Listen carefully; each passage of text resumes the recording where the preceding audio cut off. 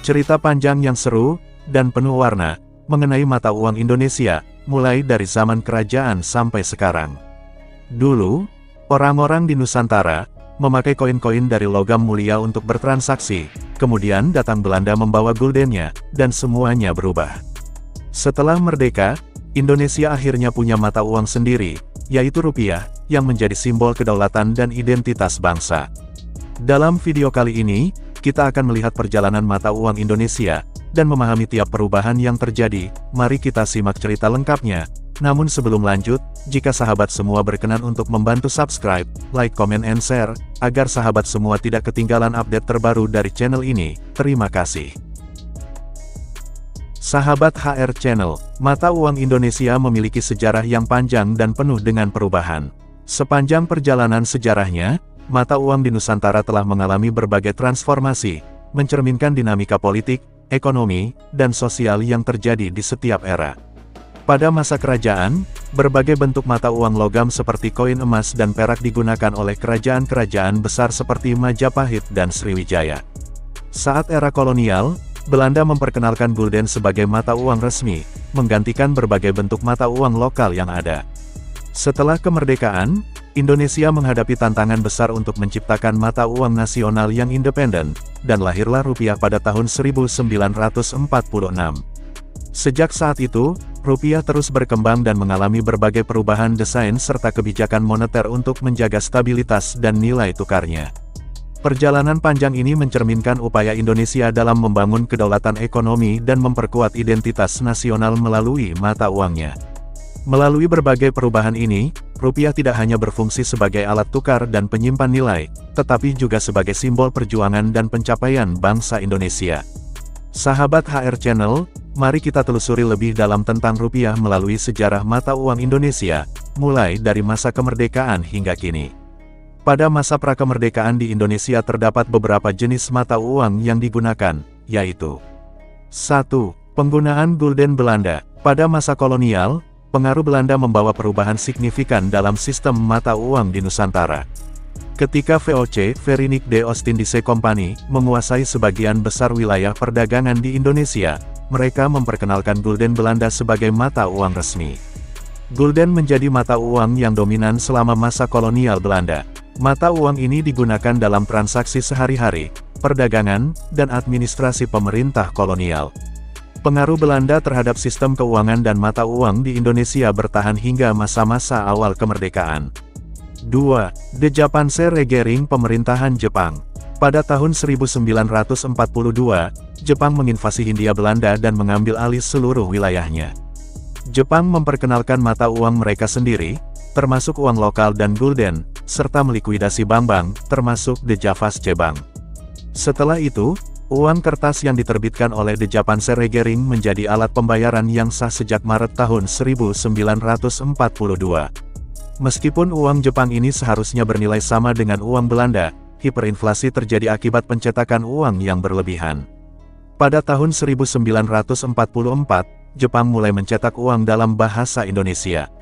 Stok uang kertas ini terus digunakan oleh pemerintah Indonesia hingga tahun 1946 ketika mereka mulai mencetak uang sendiri. 3. Penggunaan gulden NICA. Pada akhir perang, sekutu NICA mulai mengambil alih kendali atas Indonesia dan mencetak gulden NICA pada tahun 1943. Uang ini didistribusikan di Papua, Maluku, dan Kalimantan. Ketika uang NICA pertama kali muncul di Pulau Jawa, Soekarno segera mengeluarkan dekrit pada tanggal 2 Oktober tahun 1945 yang menyatakan bahwa uang kertas NICA ilegal. Karena tidak memiliki kendali penuh, Belanda akhirnya memutuskan untuk tidak mengedarkan uang NICA di kota-kota di Pulau Jawa dan Sumatera. Kesulitan dalam mendistribusikan uang tersebut menyebabkan uang NICA perlahan-lahan tidak lagi berlaku dan tidak digunakan. Pada saat itu, Indonesia memiliki 4 mata uang yang sah, yaitu The Java's Bank, The Japanese Regering, Dai Nippon, dan Dai Nippon Teikoku Seibu. Berikut adalah tampilan visual dari keempat mata uang tersebut. Sahabat HR Channel, pada masa pasca kemerdekaan.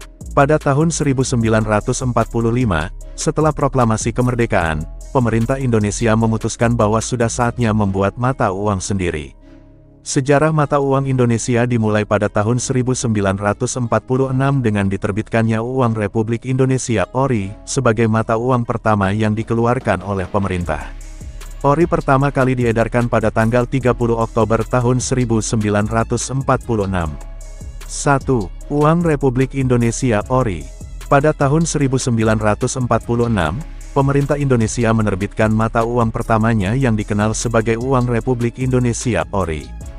Tanggal emisi yang tercantum pada penerbitan pertama ORI adalah tanggal 17 Oktober tahun 1945, sementara peredarannya baru dimulai pada tanggal 30 Oktober tahun 1946.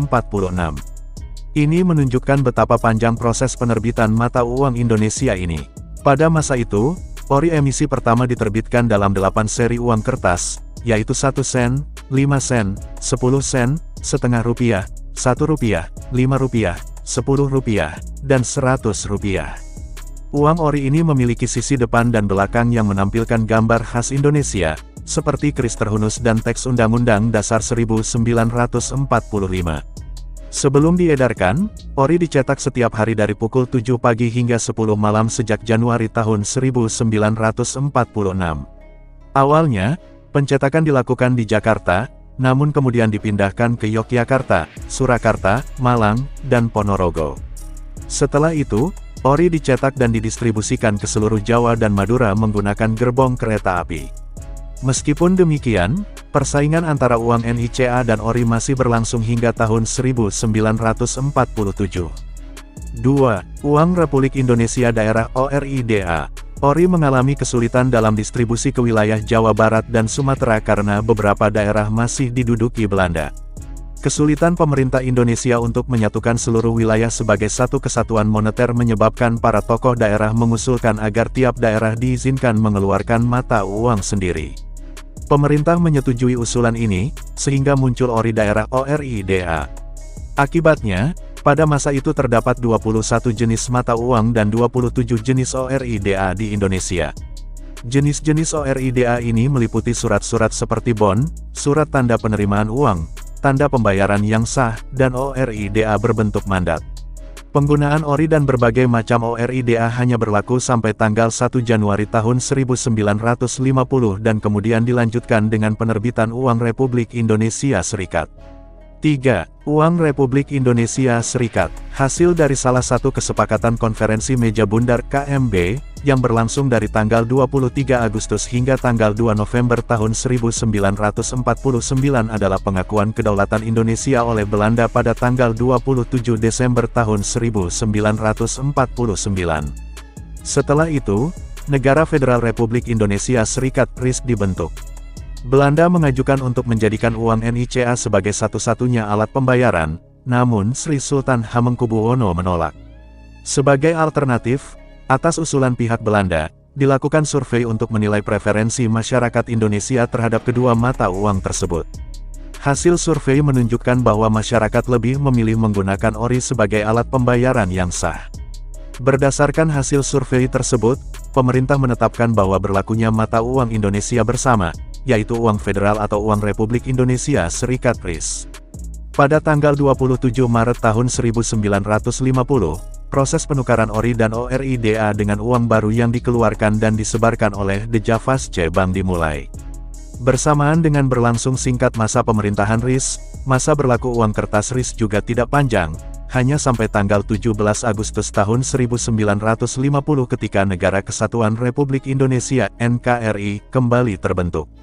4. Pemberlakuan rupiah. Pada bulan Desember tahun 1951, The Javasche Bank dinasionalisasi menjadi Bank Indonesia (BI) sebagai lembaga bank sentral.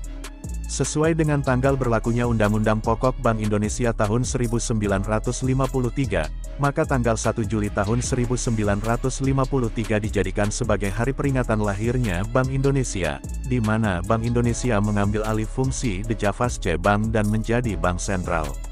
Pada saat yang bersamaan, Bank Indonesia juga mengeluarkan uang rupiah sebagai alat pembayaran.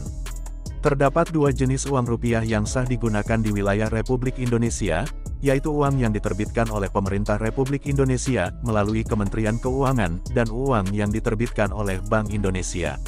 Pemerintah RI menerbitkan uang kertas dan logam dengan nilai kurang dari Rp5, sementara Bank Indonesia menerbitkan uang kertas dengan nilai Rp5 ke atas. Antara tahun 1952 dan 1953, Bank Indonesia mulai mengeluarkan serangkaian uang kertas baru, mulai dari pecahan Rp1 hingga Rp100. Kesimpulannya, sekarang sudah tahu kan bagaimana perjalanan sejarah yang panjang dan penuh tantangan dalam pembentukan mata uang nasional Indonesia. Dari masa prakemerdekaan hingga pembentukan rupiah sebagai mata uang resmi, berbagai transisi dan konflik yang terjadi sepanjang perjalanan tersebut. Melalui evolusi mata uangnya, Indonesia tidak hanya mencerminkan dinamika politik dan ekonomi, tetapi juga menunjukkan tekad untuk memperkuat kedaulatan ekonomi dan membangun identitas nasional melalui rupiah. Sahabat HR Channel, sekian dulu sejarah video kali ini, semoga bermanfaat. Akhir kata, wallahu a'lam bishawab, wassalamualaikum warahmatullahi wabarakatuh.